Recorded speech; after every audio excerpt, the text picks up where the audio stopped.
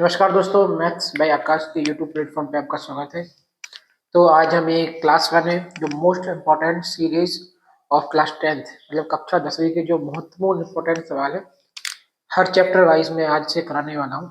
मैं कराऊंगा कैसे, मेरा एक प्लान है कि जैसे क्लास 10th है, क्लास टेंथ में कितने पार्ट है? 14 चैप्टर है, 14 अध्याय है। तुम अध्याय तो हमें एवरी चैप्टर माने एक भी प्रत्येक चैप्टर को एवरी चैप्टर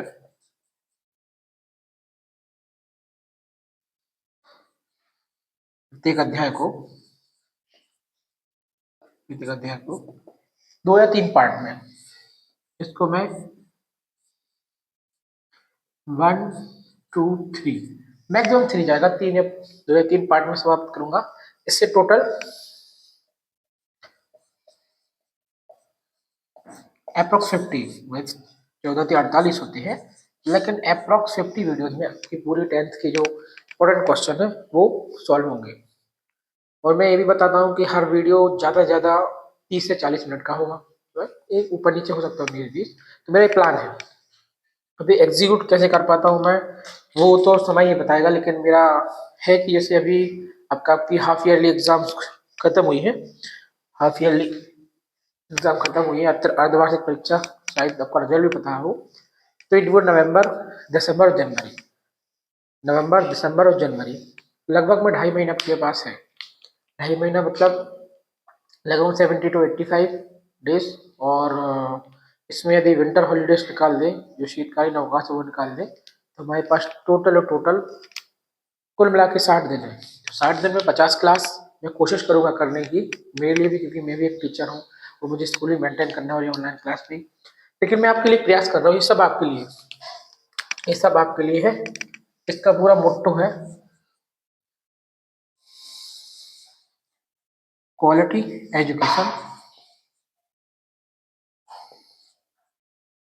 मेरा पूरा मकसद है कि बच्चे पास होने चाहिए, जो कि मेरे जिले के हैं, लेकिन इस माध्यम से बाकी एमपी के और इंडिया के किसी भी स्टेट में यदि बच्चों को फायदा मिल रहा हो तो वो बहुत ही अच्छी बात है।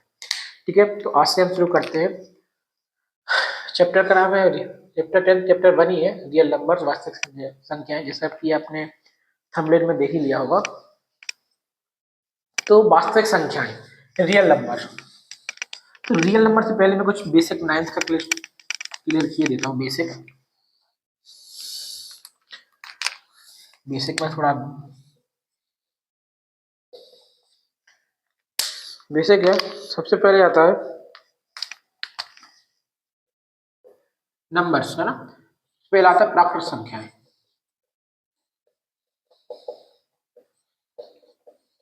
इंग्लिश में बोलते हैं नेचुरल नंबर।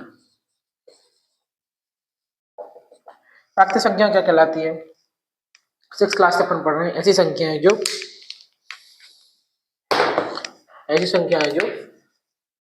1 से शुरू होती है और इन्फिनिटी तक जाती है। ऐसी संख्या है जो 1 से शुरू होती है, the number which starts from a and goes into infinity अनंत, एक प्राकृत संख्या कहलाती है। दूसरा पूर्ण संख्या है, कुछ नहीं, ऐसी संख्या जो 0 से शुरू होती है और इन्फिनिटी तक जाते हैं। ये बहुत ही बेसिक है, बहुत ही बेसिक। तीसरा था सम संख्याएं, इनको बोलते हैं n, इसको वो डब्ल्यू, क्योंकि होल नंबर है। सम संख्याएं इवन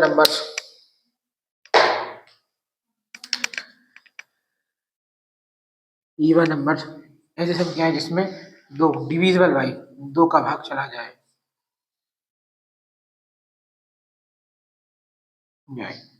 और 2 का भाग ना जाए तो विषम कहलाती है।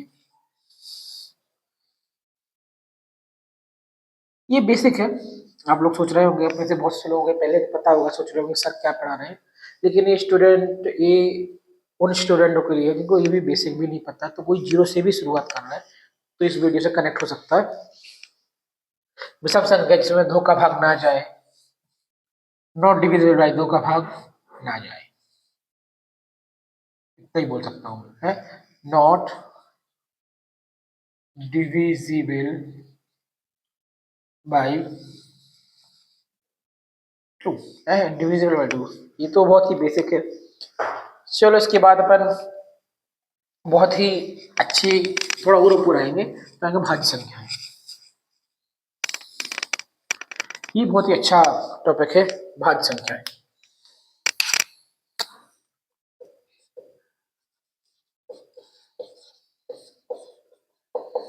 इसका डेफिनेशन, इसको आदमी क्या करते हैं कि अपन लोग, बहुत से स्टूडेंट क्या करते हैं इसको इवन और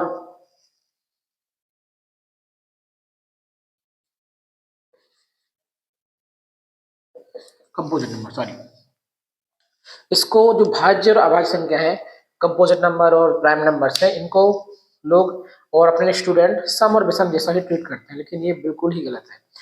भाज्य संख्या वे होते हैं जिसके जिसके दो TW से ज्यादा गुणनखंड, मतलब दो से ज्यादा गुणनखंड होंगे तो वो क्या कहलाएगी, फैक्टर्स। तो वो संख्या क्या कहलाएगी, कंपोजिट, अभाज्य संख्या। और फिर दूसरा क्या है, भाज्य संख्या।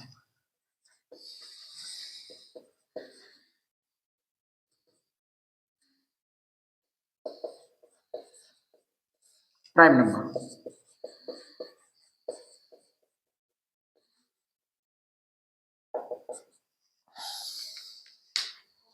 केवल ओनली, केवल दो ही गुणनखंड हो,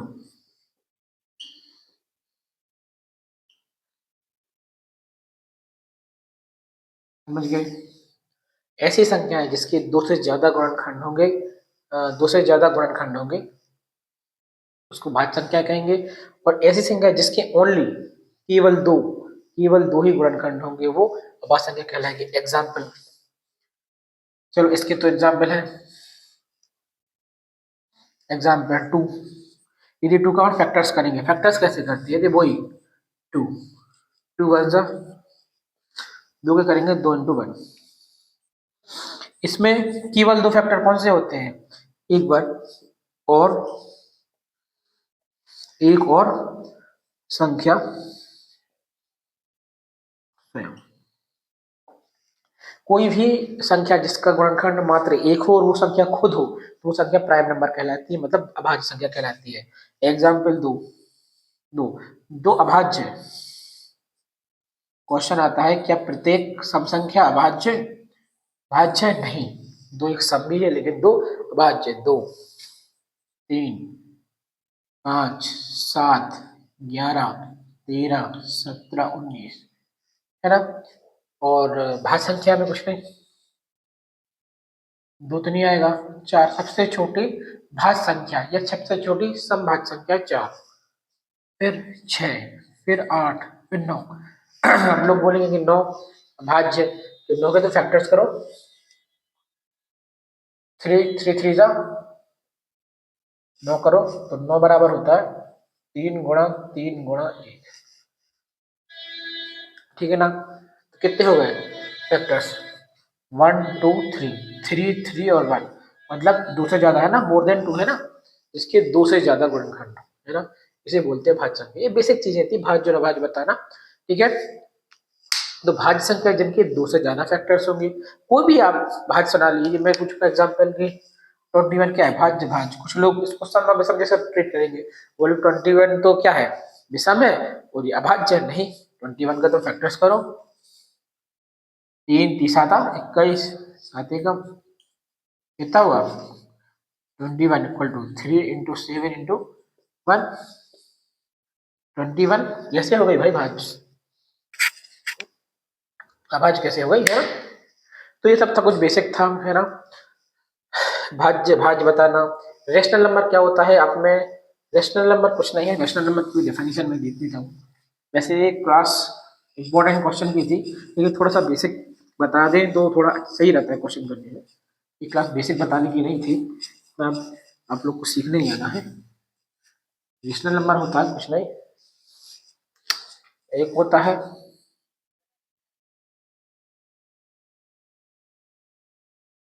परिमेय संख्याएं और एक पड़ा अपरिमेय संख्या,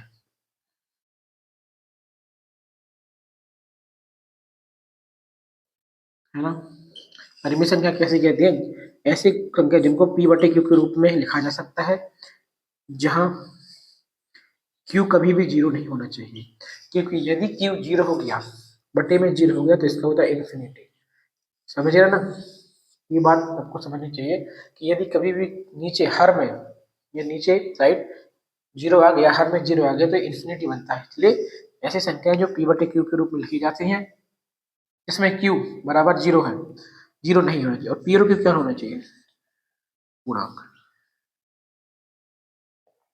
और अपरिमेय संख्या जिसे p बटे q के रूप में नहीं लिखा जा सकता, जिसे p बटे q के रूप में ना लिखा जा सके। एग्जाम्पल √2, 1.253, √5, पाई, है ना, एक्सेट्रा। मूल संख्या में कुछ भी आ जाएगा, 2/5, 2, 3, 22/7, एक्सेट्रा, है ना। तो रियल नंबर क्या होता है? रियल नंबर क्या होता है? जैसे एनसीईआरटी में अपन ने पढ़ते हैं, सीधे सीधे एनसीईआरटी में लिखा है, जो मैं बोलने वाला हूँ। एक अपन ने बैग लिया परिमेय संख्याओं का, एक दूसरा बैग लिया अपरिमेय संख्याओं का, इन दोनों बैग को एक बड़ी बैग में डाल दिया, तो उस बड़ी बैग का नाम क्या हो जाएगा? उस बड़ी बैग का नाम हो जाएगा वास्तविक संख्या। समझ गए? तो परिमेय संख्या और अपरिमेय संख्याओं को मिला दिया जाए तो ये क्या बन जाती है? कुछ नहीं, वास्तविक संख्या।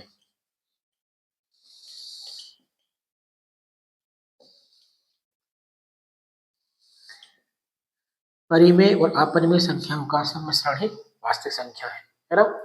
तो what is real number? Real number is the combination of rational number and irrational number.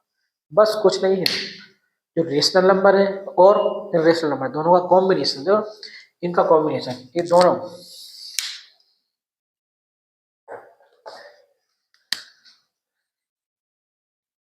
ये रेशनल नंबर बोलते हैं इसको, RATIONAL नंबर, और ये इरेशनल नंबर। तो इन परिमेय संख्या और अपरिमेय संख्या का योग ही क्या होता है? वास्तविक संख्या, रियल नंबर। बस, तो इतना बेसिक था, मैंने बताया टाइप्स ऑफ नंबर्स, भाज्य संख्याएं, अभाज्य संख्याएं, प्राकृत संख्या, पूर्ण संख्याएं, सम संख्या, विषम संख्याएं, और वास्तविक संख्या क्या होती है। परिमेय संख्या भी मैंने बताया और अपरिमेय संख्या। अब अपन करते हैं मेन चैप्टर की शुरुआत। चैप्टर की शुरुआत के पहले कुछ, सबसे पहला क्वेश्चन जो कि है,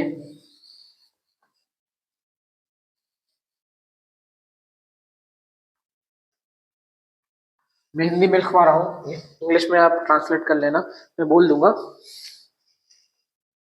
प्रश्न नंबर 1 है, जो कि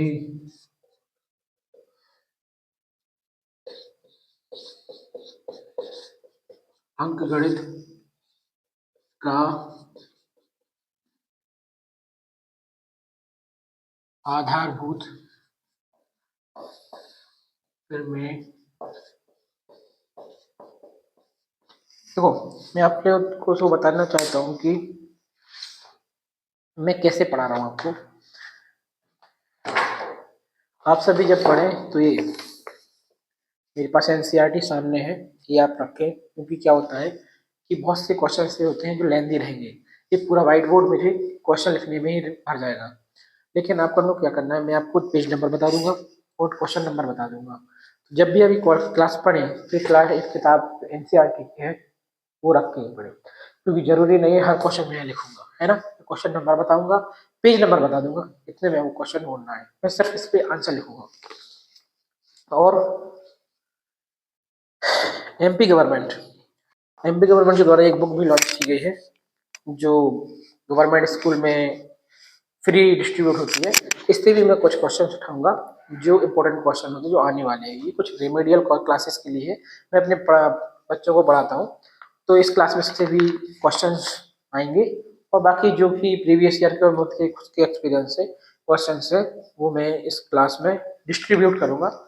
और इतना कहूँगा कि यदि आपने ये क्लास पढ़ ली तो आप बहुत अच्छे मार्क्स, बहुत अच्छा स्कोर कर सकते हैं। इवन पास तो हो ही जाएंगे, पास तो होना कोई बड़ी बात नहीं है, लेकिन आप एक अच्छा स्कोर भी कर सकते हैं। और मैं पहले उन चैप्टर्स को उठाऊंगा जो स्कोरिंग होंगे, क्योंकि मेरा पहला मकसद है आपको पास कराना, पास करा के अच्छे क्वेश्चन तक पहुंचाना। ठीक है, मैं यहाँ पे कोई टॉपर्स बनाने नहीं ले आया हूँ, मैं आपको सीधा सीधा पास करना, अच्छे मार्क्स दिलाने ले आया हूँ। तो टॉपर्स बनाने के लिए 2 महीने की तैयारी सफिशिएंट नहीं है। तो अगले गणित का आधारभूत प्रमेय लिखिए। ये एमपी बोर्ड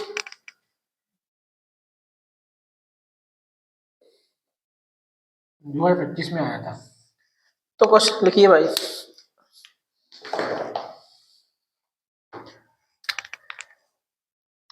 तो इसका जब उत्तर लिखेंगे अपन, मैं हिंदी में लिख रहा हूँ।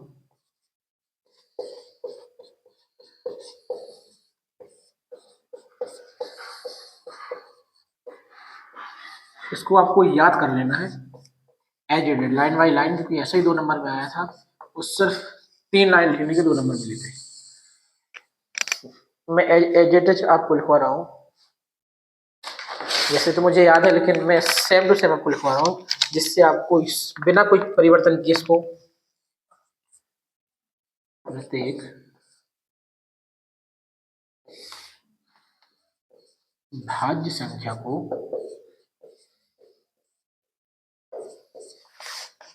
अभाज्य संख्याओं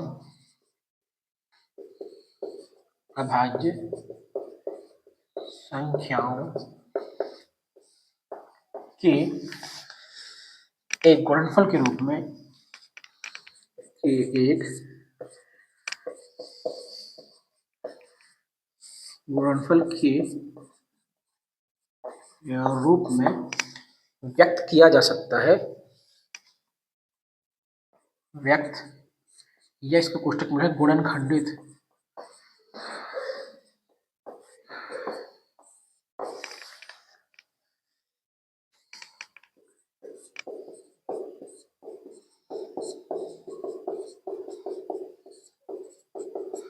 किया जा सकता है तथा यह गुणनखंड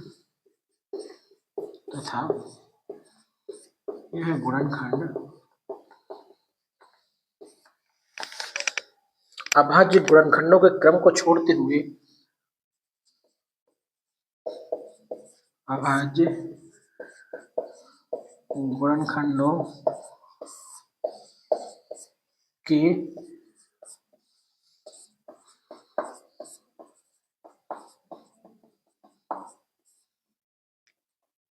क्रम को छोड़ते हुए अद्वितीय होता है।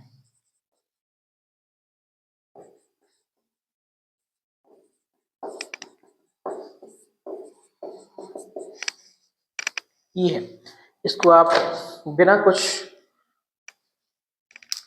दिमाग लगाए इसको आप लिखिए। आप सोच रहे होंगे आप सर गणित के स्टूडेंट, गणित के टीचर हैं, आप रटाने का सोच रहे हैं। हाँ, मैं रटाने का सोच रहा हूँ, क्योंकि आपको याद होना चाहिए। मैं समझा देता हूँ कि प्रत्येक भाषा मतलब कंपोजिट नंबर को अभाज्य संख्याओं के गुणनफल के रूप में, मतलब फैक्टर्स के रूप में व्यक्त किया जाता है। कि जो भाज्य संख्या है उसको छोटे छोटे उसके अभाज्य गुणनफल किए जा सकते हैं, है ना।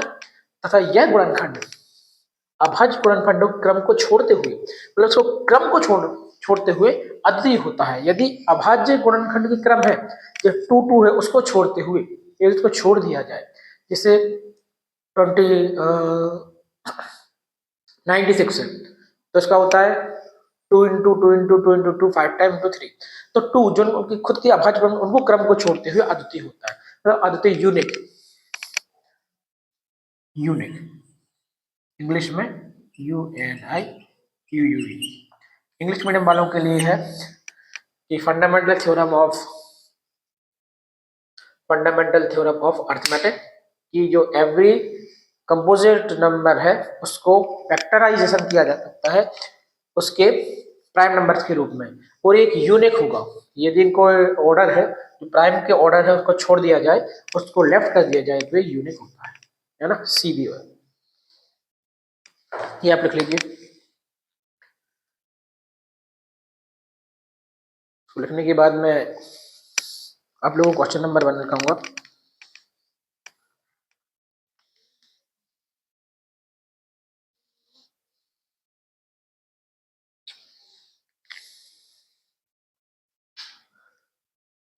ये जो क्वेश्चन है ये एमपी बोर्ड 2025 में हुआ था, और आप इसको लिखिए। इसके बाद मैं पहला क्वेश्चन कराऊंगा जिसको फैक्टराइजेशन करना, कुछ नहीं करना, प्राइम फैक्टराइजेशन।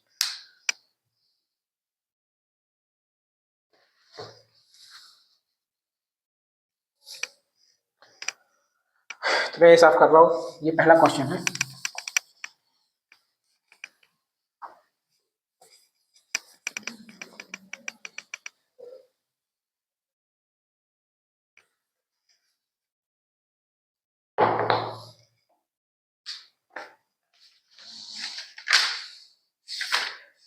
तो पहला क्वेश्चन है,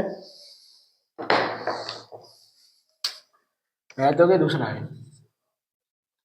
निम्न संख्याओं को अभाज्य गुणनखंड, संख्याओं को अभाज्य गुणनखंड के गुणनफलों के रूप में व्यक्त करें। कुछ नहीं है, एक संख्या देंगे उसके प्राइम फैक्टराइजेशन करना बहुत ही इजी है? सबसे पहला है 140। ये क्वेश्चन सीधे सीधे आए हुए हैं, ये 2025 में आए सीधे सीधे आने वाले क्वेश्चन है जो मैं करा रहा हूँ। मेरे 148 ये एनसीईआरटी क्वेश्चन है, एनसीईआरटी है ना। मैं बता देता हूँ आपको, बुक में ये सारे क्वेश्चन बुक में आपको पेज नंबर 1.1 में मिल जाएंगे, sorry exercise number 1.1 and page number 6।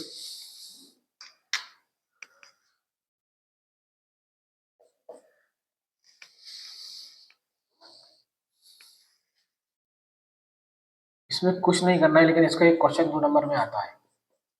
कुछ नहीं करना है, लेकिन इसलिए तो बनते नहीं आप पे।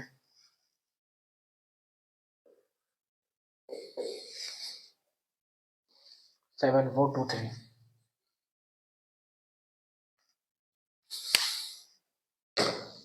इसका सॉल्यूशन ये हल।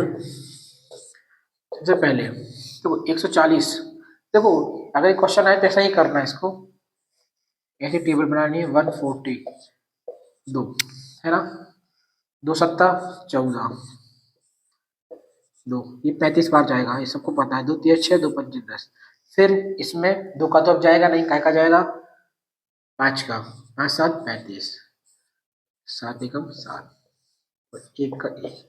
140 के अभाज्य गुणनखंड क्या बनेंगे? 40 के अभाज्य गुणनखंडों का गुणनफल क्या होगा? 2 इंटू 2 इंटू 5 इंटू 7 इंटू 1, ये होगा भैया।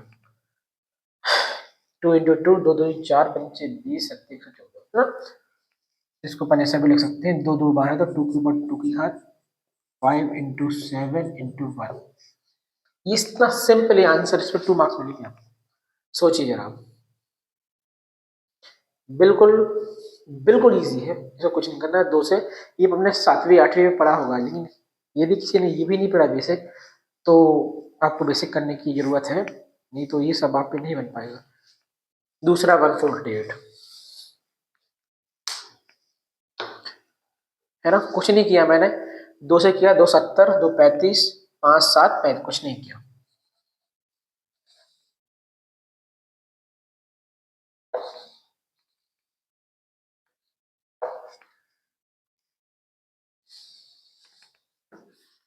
सिमिलर है 148,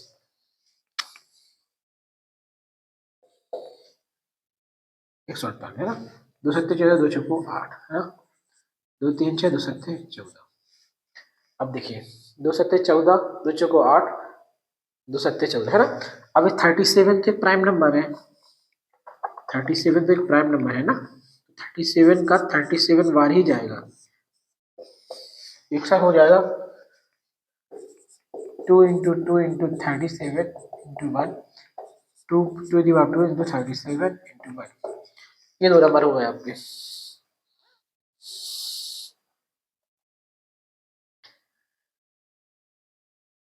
ये 2 नंबर हो गए आपके, ये आंसर, ये दोनों ही आंसर है, लेकिन ये वाला आंसर लिखेंगे हम। इतना ही कर देंगे ना आप, सबको सही एग्जामिनर पूरा सही करके 2 मार्क्स दे देगा, पूरा नहीं बढ़ जाएगा। सोचो एमपी बोर्ड में, मैं आपको ये बता दूं, चलो ठीक है, एमपी बोर्ड में टोटल 100 नंबर का पेपर होता है, जिसमें से 75 होता है रिटन, 25 मार्क्स का होता है प्रोजेक्ट। ये प्रोजेक्ट के मार्क्स स्कूल के आधार पर होते हैं, और जब प्रोजेक्ट करते हैं इसमें सब पास हो ही जाते हैं, तो ये कुछ नहीं है। ये मेन गेम 75 नंबर का होता है। इसमें मिनिमम जो मार्क्स हैं, मिनिमम मार्क्स माने कम से कम पास होने के लिए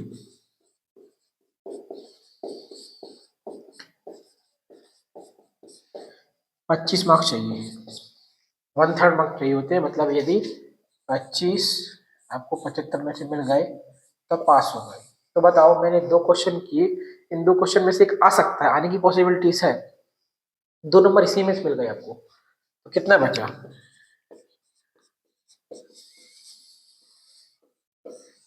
23 बचा, मतलब 2 नंबर तो मिल ही गए। बताओ अपन को कितना बड़ा 10वीं की गणित करनी है, लेकिन अपने पहले ही 2 क्वेश्चन में वो क्वेश्चन, तो वो भी आया हुआ था, ये क्वेश्चन आते ही रहते हैं क्वेश्चन, मोस्ट ट्रेंडिंग क्वेश्चन है जो कर रहा हूँ।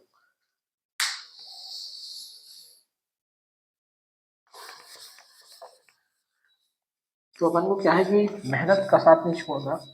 यदि आप मेहनत का साथ नहीं छोड़ेंगे, किस्मत तुम्हारा साथ नहीं छोड़ेगी। समझ गया ना, बोल दे किस्मत। चलो ठीक है, चलो तीसरा क्वेश्चन करते हैं।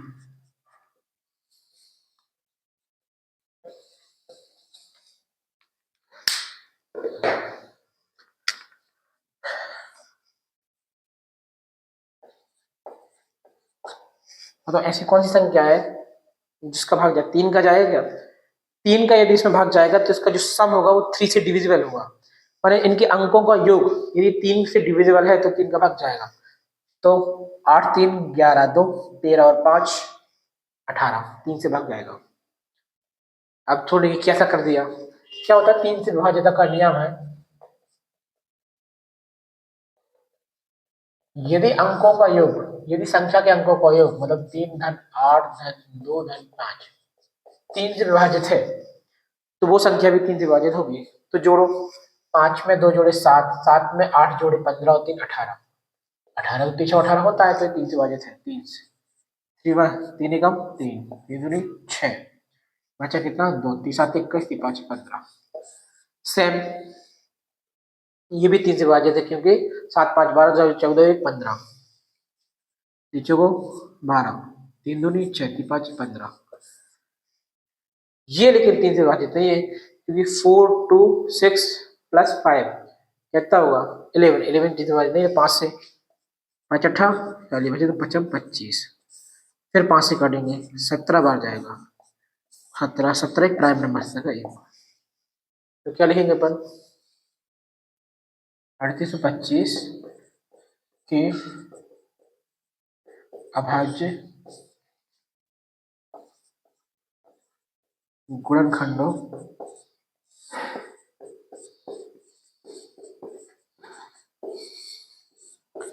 गुणनफल। इसके अभाज्य गुणनखंडों का गुणनफल क्या होगा? 3 इंटू 3 इंटू 5 इंटू 5 इंटू 17, ये आंसर है, लेकिन ऐसा लिख सकते हैं 3 3 3 का स्क्वायर, 5 5 5 का स्क्वायर इंटू 17 इंटू 1। इसको इंग्लिश में लिखते हैं प्राइम प्राइम फैक्टर्स ऑफ 3825, बस इतना लिखिए। Prime factors of, prime factorization of ऐसा लिख सकते हैं, लेकिन prime factors of the product of, ऐसा लिखेंगे द प्रोडक्ट ऑफ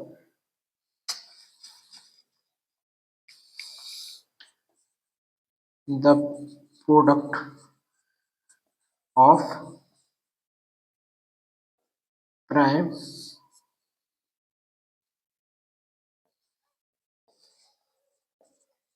आंसर है सीधा।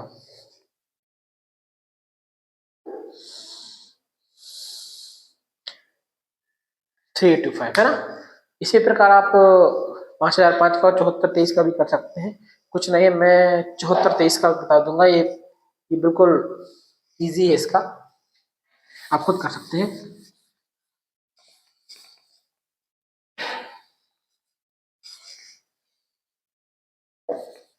ये क्वेश्चन नंबर 5वां।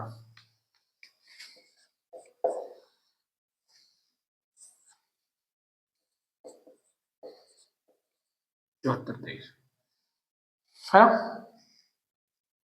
तो ऐसी कौन सी संख्या है जिसमें इसका भाग जाएगा, है ना। क्या 2 का जाएगा? 2 का नहीं जाएगा। 3 का जाएगा, गिने 7 4 11 2 13 और 3 16, 7 4 11 और 2 13 और 3 16, नहीं। क्या जाएगा? 5 का नहीं जाएगा। 7 का जाएगा, 7 एकम 7, नहीं। कई का जाएगा? 15 का नहीं जाएगा। 17 का जाएगा? 17 थी 51, 17 चौका 68, 17 का जाएगा। 17 चौका 68 बटे 6, 17 थी 17 का जाएगा। 17 चौका 68, 68 बचे 6, है ना। 17 थी 51, सॉरी सॉरी सॉरी, यहाँ पे 9 था, मैंने तारीख रख दिया 9। 17 चौका 68 बटे 6, 17 थी 51 बच्चे 12, 17 सत्ते 119। अपना का जाएगा बताइए अब 19 का जाएगा।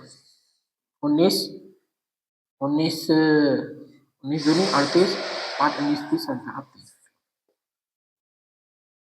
देखिए ये तीनों प्राइम संख्या है, तीनों प्राइम संख्याओं का प्रोडक्ट है।